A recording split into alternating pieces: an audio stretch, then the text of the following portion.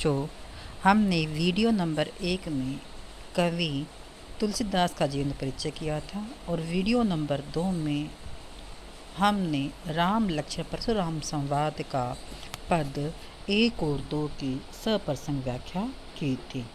अब हम वीडियो के इस भाग में हम करेंगे कवि तुलसीदास द्वारा रचित राम लक्ष्मण परशुराम संवाद के पद 3 और 4 की सप्रसंग व्याख्या। पद 3। भी हंसी लखनऊ बोले मृदु बाणी, अहो मुनिश महाभट ज्ञानी। पुनि पुनि मोहि देखावे कुठारू, चहत उड़ावन फूंक पहारू। यही कुम्हड़ बतिया को नाही, जी तरसी देखी मारी जाही। देखू देखी कुठारू सरासन पाना, मैं कछु कहाँ सहित अभिमाना। भृगुसुत समुचि जनेऊ बिलो की, जो कछु करहे सहो ऋष रोकी। सुर महिषासुर हरिजन अरु गाय, हमरे कुल इन्हें पर न सुराई। बधे पापु अपकृत्य हारे, मारतहु पर अप्रिय तुम्हारे। कोटिक लुइसम वचन तुम्हारा, व्यर्थ धरहूँ धनबान तुम कुठारा। जो बिलो की अनुचित के हूँ, क्षमहु महामुनिधि। सुनी सुरोषु भृगुवंश मणि, बोले गिरा गंभीर। अब हम इसके शब्दों की अर्थ देखते हैं। बी हंसी का अर्थ है हंसकर, मृदु कोमल, बाणी बोली, मुनिषु महामुनि, महाभट्ट महान योद्धा, कुठारू फरसा या कुल्हाड़ा, यहाँ कुम्हड़ बतिया सीताफल, जैसे कुम्हड़ा का छोटा फल होता है जिसे आप पेठा भी बोलते हैं। तर्जनी उंगली के पास की सबसे छोटी उंगली। सरासन बाना धनुष बाण। भृगुसुत भृगु वंश में उत्पन्न। महिषुर ब्राह्मण। हरिजन ईश्वर भक्त। सुराई वीरता दिखाना। अकीर्ति अपयश यानी अपयश नानी चारों तरफ घोंदिंदा। पैर पुलिश वज्र के समान कठोर। सरोष क्रोध में भरकर, गिरा बानी। अब है इसका अर्थ। परशुराम जी के कठोर वचनों तथा बड़बोलेपन पर लक्ष्मण मुस्कुराए और हंसकर बड़े ही कोमल वाणी से बोले, अहो मुनीश्वर, आप तो अपने को बड़ा भारी योद्धा समझते हैं।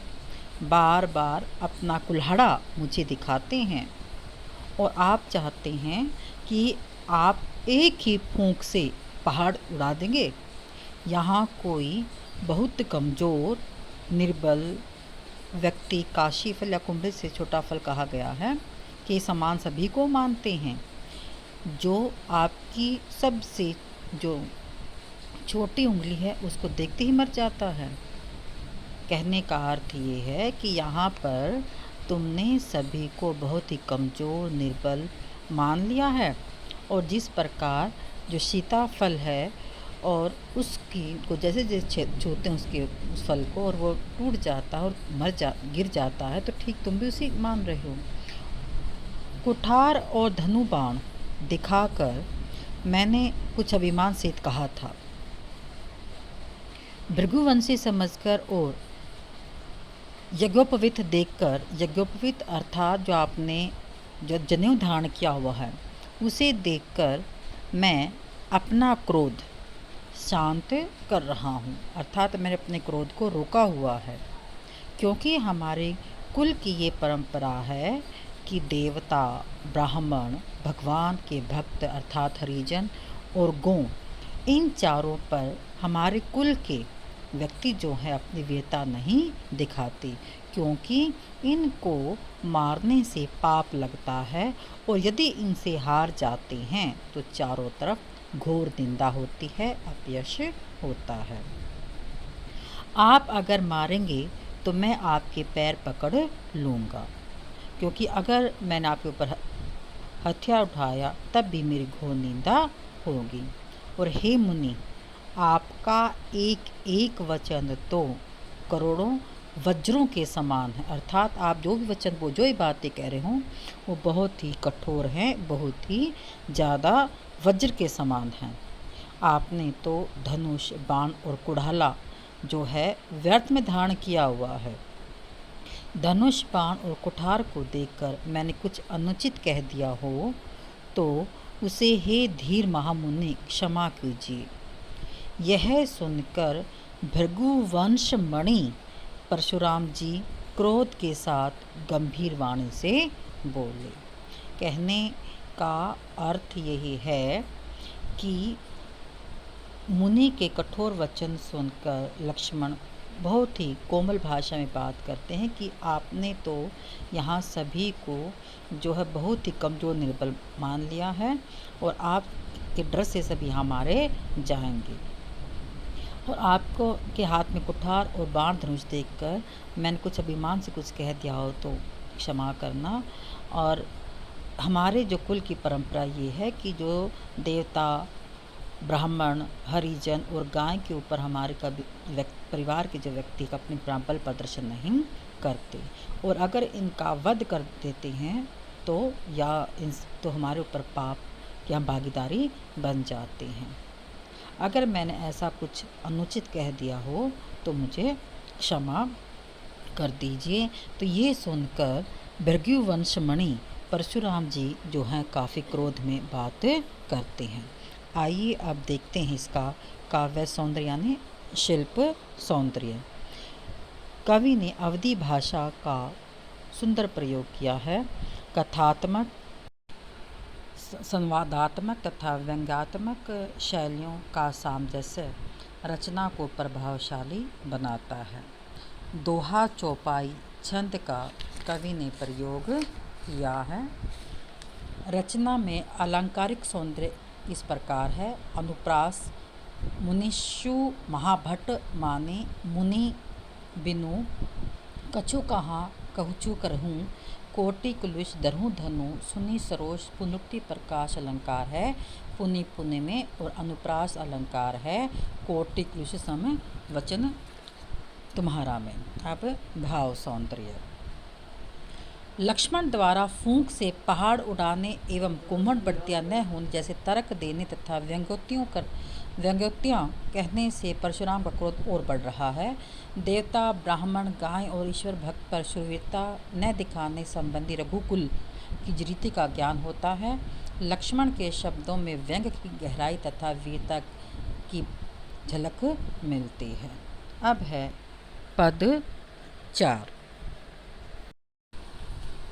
कौशिक सुनहु मंद यहु बालकु कुटिल कालवश निज कुछ कुल घालकु भानुवंश राकेश कलंकु निपट निरंकुश अबधु अशंकु काल के वलु होई छन माही कहो पुकारी खोरी मोहि नाही तुम्हें हट कहूँ जो चरहूँ उबारा कहीं पर प्रतापु बलु रोष हमारा लखन केहू मुनि सुजस तुम्हारा तुम्हारी अछत को बरने पारा अपने मुँह तुम्हें आपने करनी बार अनेक भांति बहु करनी नहीं संतोष न पुण्य कछु कछु कहूँ अति रीश रोकी दुख दुख सहूँ वीर बत्ती तुम्हें और भी क्षमाना गारी देत न पाहूँ शोभा सूर समर करनी करी न जन्ही आपू विद्यमान रन पाई रिपु कायर कबहू प्रतापू। अब आइए देखते हैं इनके शब्दों के अर्थ। कौशिक यहाँ विश्वामित्र को कहा गया है।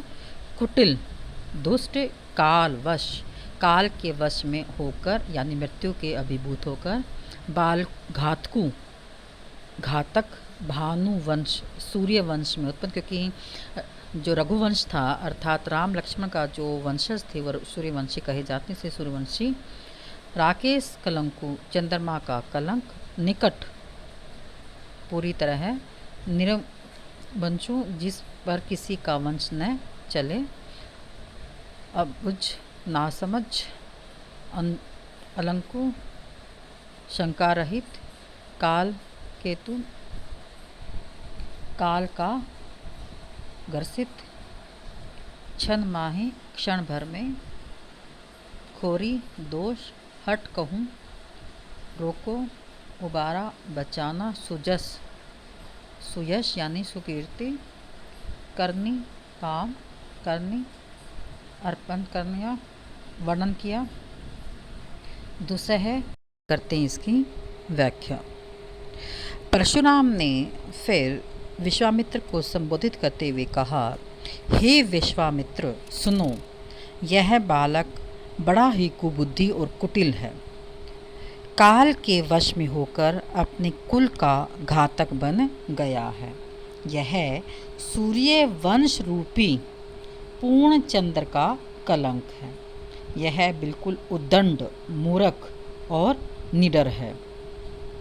अभी क्षण भर में यह काल का ग्रास हो जाएगा। मैं पुकार के कह देता हूँ, फिर तुम मुझे कोई दोष मत दीजिए।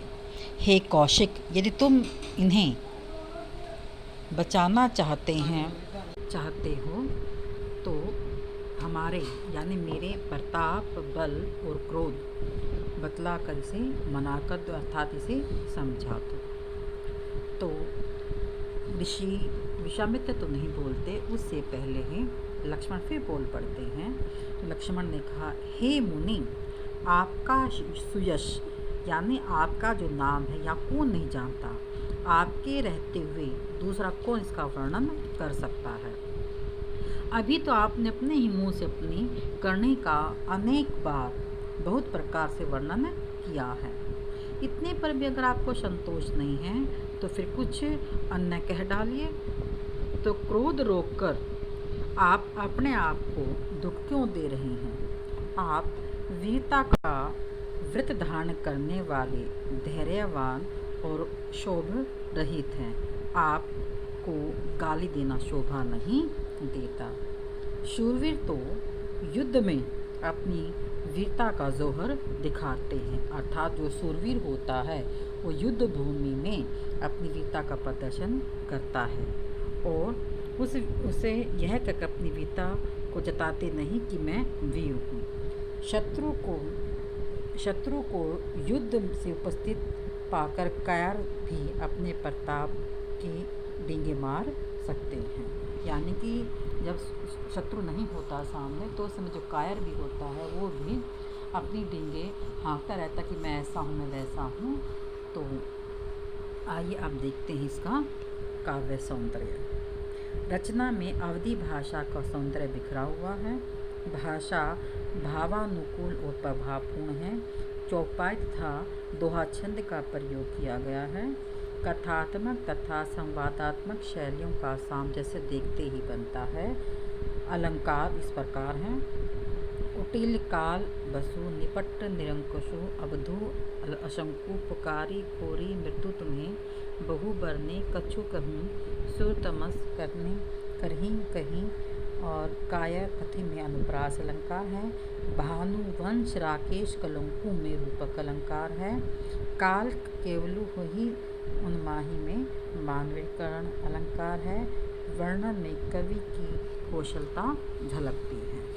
अब आइए देखते हैं इसका भाव सौंदर्य।